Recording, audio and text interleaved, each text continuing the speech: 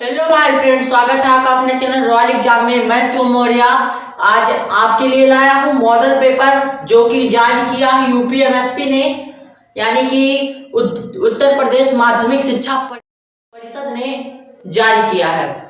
ठीक है, तो वो पेपर हम देख लेते हैं, मॉडल पेपर। उसी के आधार पर आपका प्रश्न बनने वाला है। तो सबसे पहले हम मैथ वाला देखेंगे, उसके बाद सारा हम देख लेंगे। तो मैथ वाला पेपर आप कहाँ से डाउनलोड करेंगे, आपको पहले मैं ये बता देता हूँ। आपको डिस्क्रिप्शन में लिंक मिल जाएगा, वहां से आप डाउनलोड कर लेंगे। और एक बात और, अगर आपको यहीं से डाउनलोड करना हो तो आप गूगल खोलेंगे, यूपीएमएसपी लिखेंगे, उसके बाद आपको ऑप्शन मिलेगा, मॉडल पेपर मिलेगा, रिजल्ट मिलेगा, डेट शीट मिलेगा। तो मॉडल पेपर के आप क्लिक करके आप डाउनलोड कर सकते हैं। ठीक है, तो देखिए पहला प्रश्न जो है हमारा, अपने मोबाइल में से मैं देख के आपको पढ़ा रहा हूं, जबकि देख रहे होंगे आप लोग।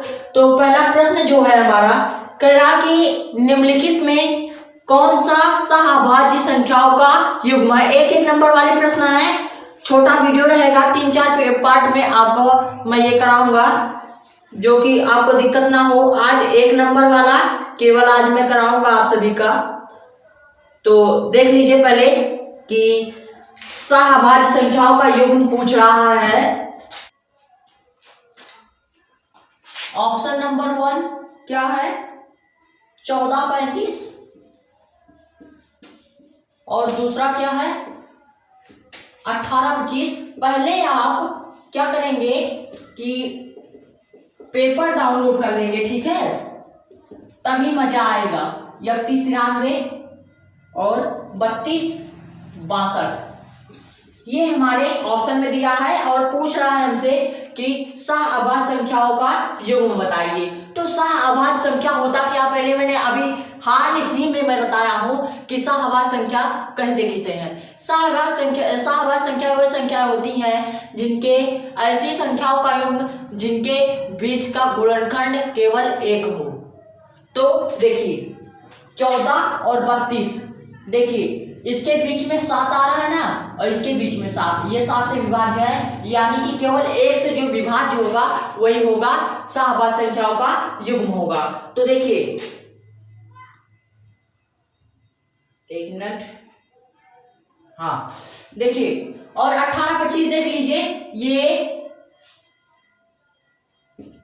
ये देखिए 3 और 6, ये 2 से विभाज्य है, 3 से विभाज्य है, और 6 से विभाज्य है, और 9 से विभाज्य है, और जबकि ये केवल 5 से विभाज्य है। तो यही ऑप्शन हमारा सही हो जाएगा। ठीक है, और ये वाला देख लेते हैं। तो 31 और 93, 31 से ये 93 विभाज्य है, 31 नहीं 93 होता है, और 32 और 62 2 से विभाज्य। तो हमारा सही ऑप्शन जो होगा वो दूसरा होगा। और देख लेते हैं हम दूसरा क्वेश्चन को, क्या कह रहा है हमारा, कि दूसरा क्वेश्चन आप डाउनलोड कर लेंगे और आपको स्क्रीन पे प्रश्न मिलेगा। ठीक है, देखिए दूसरा क्वेश्चन है हमारा, द्विघात समीकरण मैं लिख लेता हूं, 3x² - 4x = 0 के मूलों का गुणनफल है। देखिए मूलों का गुणनफल क्या होगा, देखिए अल्फा इंटू बीटा = C/A, और अल्फा प्लस बीटा = -B/A। तो हमें पूछ क्या रहा है, अल्फा इंटू बीटा पूछ रहा है। ठीक है, अल्फा इंटू बीटा जब पूछ रहा है तो अल्फा, देखिए ये A = क्या होगा 3, B = -4, और C = 0। इधर लाएंगे तब भी 0, तो C = 0। अब अल्फा इंटू बीटा पूछ रहा, अल्फा इंटू बीटा = C/A। तो C है हमारा 0, और A क्या होगा 3। जब 3 से 0 में भाग देंगे तो आंसर 0 होगा, और ऑप्शन में जहां आंसर में 0 होगा वही ऑप्शन हमारा सही होगा। तो देख लेते हैं कौन सा ऑप्शन है, वो पहला ऑप्शन है, वो आपका सही होगा, फर्स्ट ऑप्शन आपका सही होगा। और देखिए तीसरा त्रिभुज से क्वेश्चन कर रहा है क्या कि समरूप त्रिभुजों की विशेषता होती है। तो समरूप त्रिभुज तभी होंगे जब उनके संगत कोण बराबर होंगे तथा संगत भुजाओं के अनुपात समानुपाती होंगे।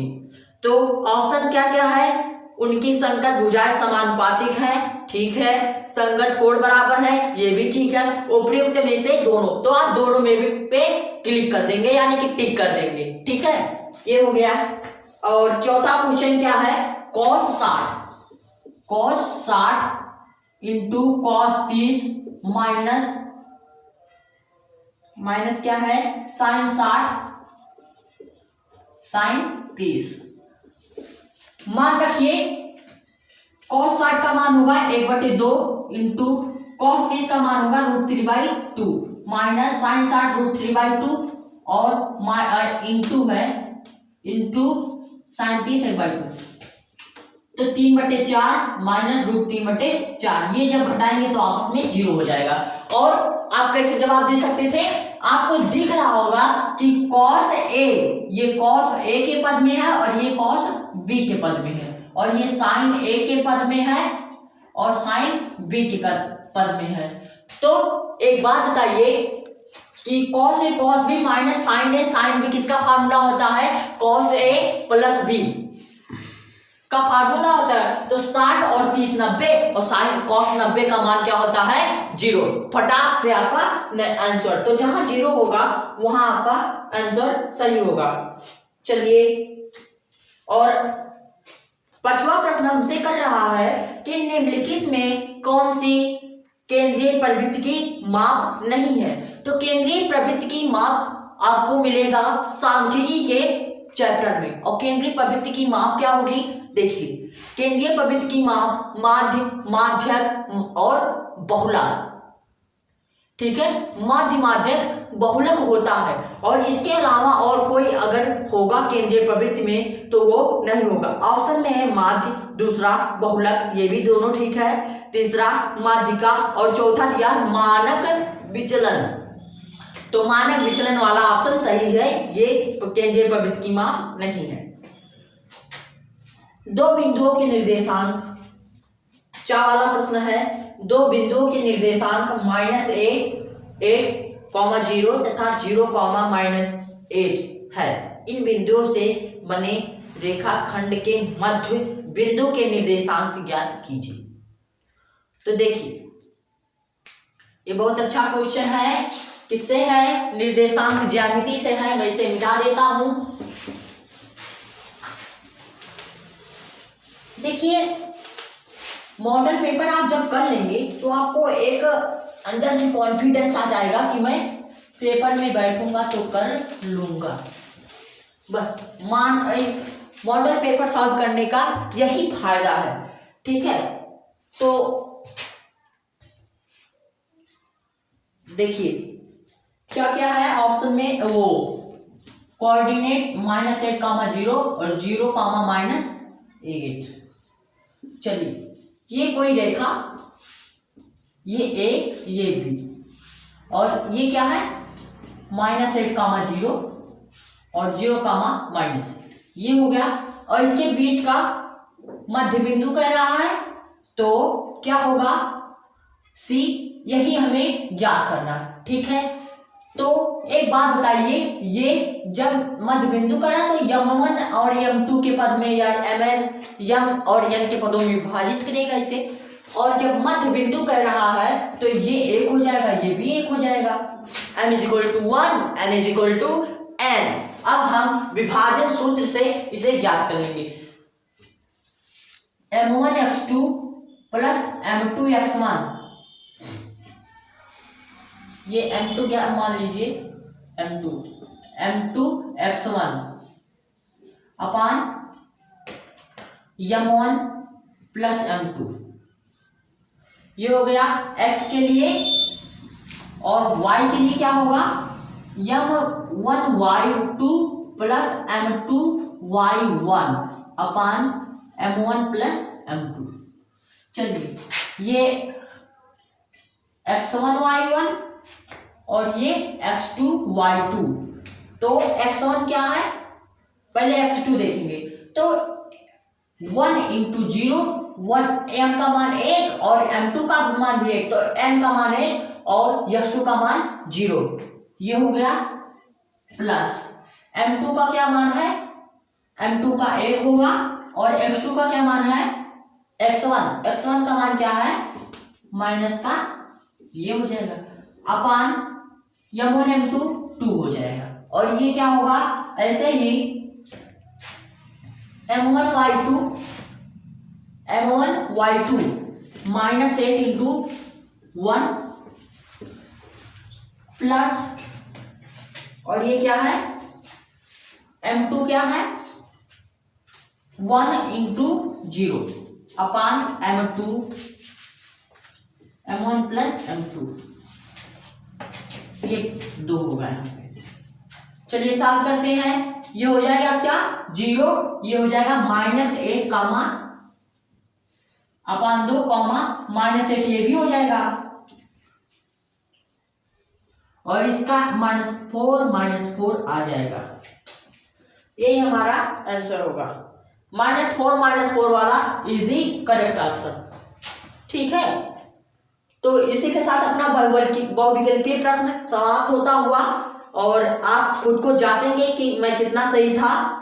ठीक है, तो पहले का पहला दूसरा ऑप्शन, दूसरे का पहला ऑप्शन, तीसरे का तीसरा ऑप्शन, चौथे का पहला ऑप्शन, पांचवे का चौथा ऑप्शन और छठे का तीसरा ऑप्शन, ये हमारा सही हुआ।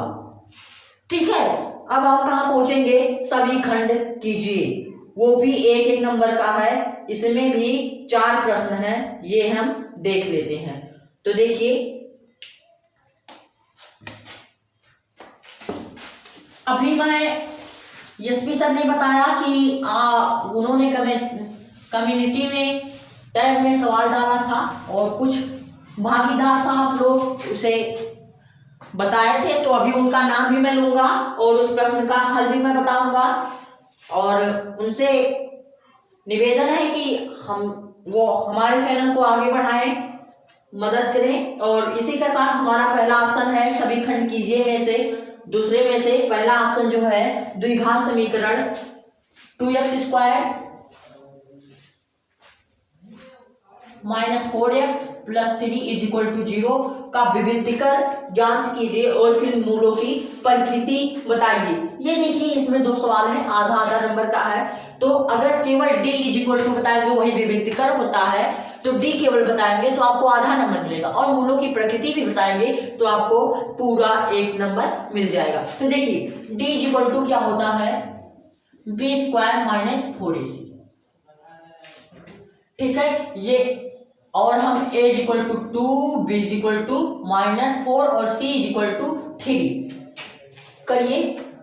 b² - 4 का स्क्वायर -4 इंटू a 2 इंटू 3, 16 हो गया, ये 4 चौक 16 -4 दूनी 8 3 24। ठीक है, 4 दूनी 8 3 24 माइनस का 8 हो जाएगा ये। अब हमें क्या बताना है, d = -8, 16 8 24 हो गया, d = -1, मूलों की प्रकृति होगी। और एक बात बताइएगा, मूलों की प्रकृति यहाँ पर अगर पूछेगा आपसे तो आप बताएंगे b² - 4ac, b²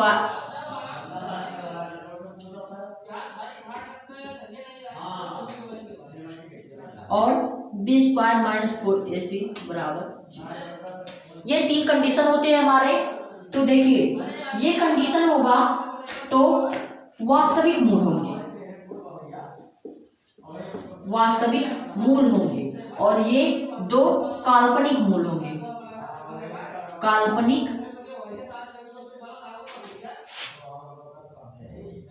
अभी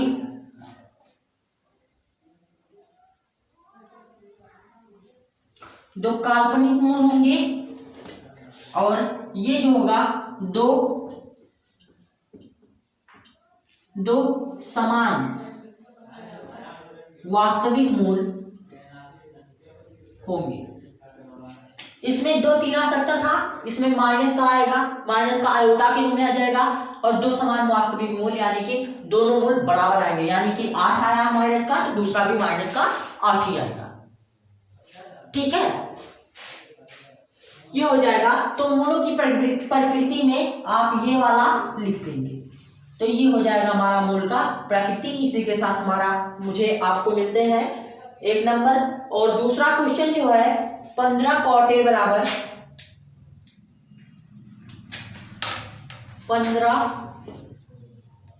15 cot A बराबर 8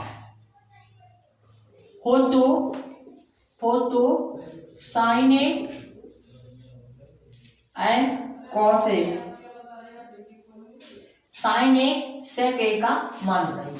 तो पहले एक बात बताइएगा हमें कि ये मैं मिटा दे रहा हूं। एक बात बताइएगा कि cot का अगर हम सरल करें तो cot A बराबर 8/15 और cot को हम क्या जानते हैं, आधार बटे लंब, आधार बटे लंब। तो कर्ण कितना आएगा, 8 × 64 और 15 × 225, तो कर्ण इज इक्वल टू कितना आ जाएगा 17। आप पूरा करेंगे, मैं शॉर्टकट में चल रहा हूं एकदम, पूरा करेंगे आप, त्रिभुज बनाएंगे समकोण, उस पर पाइथागोरस लगाएंगे तो 17 निकालेंगे। अब साइन ए का मान, साइन ए उसी कोण के लिए कहना, अगर साइन बी के लिए कहता तो मुझे बनाना पड़ता। तो साइन ए का मान जब कह रहा है यानी कि एंगल समान है, तो एंगल समान होते तो कोई दिक्कत नहीं। तो लंब बटे कर्ण होता है, तो लंब 15 है और कर्ण 17 है। और सेक का क्या हो जाएगा, देखिए सेक आधार बटे कर्ण, तो 8 आधार, कर्ण बटे आधार होता है सेक, ये हो जाएगा 8। ये दूसरा भी खत्म। तीसरा देखते हैं हम, यदि दो समरूप त्रिभुजों का क्षेत्रफल 121 वर्ग सेंटीमीटर तथा 289 वर्ग सेंटीमीटर हो तो संगत भुजाओं में अनुपात बताइए। देखिए मान लीजिए हमारे दो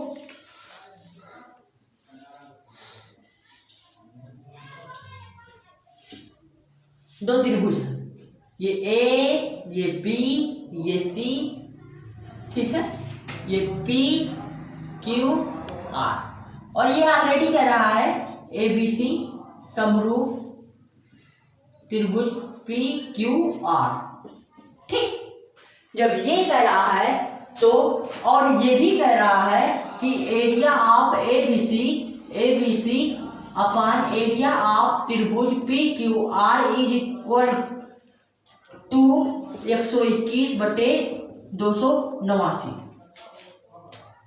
ये कह रहा। और एक बात बताइए, किसी त्रिभुज का एरिया जो होता है, त्रिभुज ए,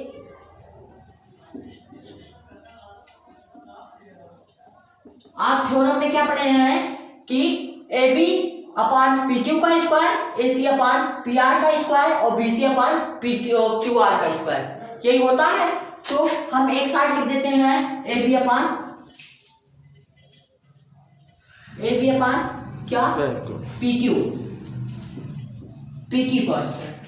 जब ये हो गया आपका, तो ये दोनों बराबर है, LHS बराबर है, तो RHS को हम दोनों बराबर कर सकते हैं। तो A B upon P Q का स्क्वायर बराबर 121 बटे 289, ये इधर जाएगा स्क्वायर, तो A B upon P Q is equal to under root 121 बटे 289, और A B upon P Q is equal to क्या हो जाएगा 11 बटे 17, ये हमारा आंसर होगा।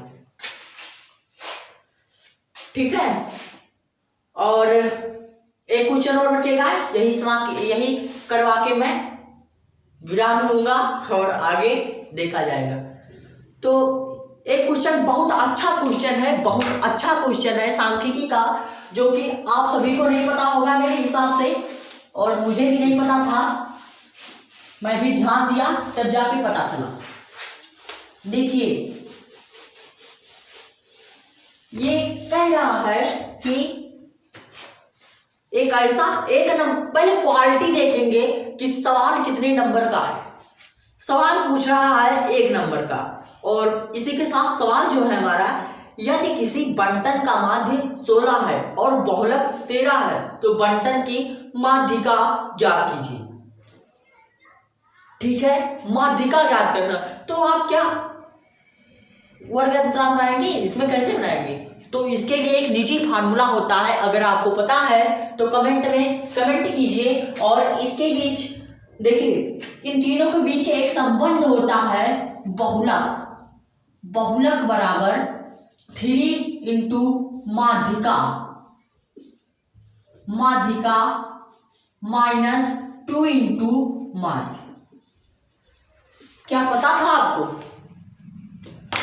ठीक है, तो ये एक अच्छा फार्मूला है, तीनों के बीच संबंध है, तो यही है। और हमारा क्या दिया है देखिएगा कि बहुलक 13 है, 3 इंटू माध्यिका को x मान लेते हैं, यही हमें पता करना है, तो माध्यिका को x मान लेते हैं। और माध्य जो है हमारा, माइनस का माध्य जो है वो है 16।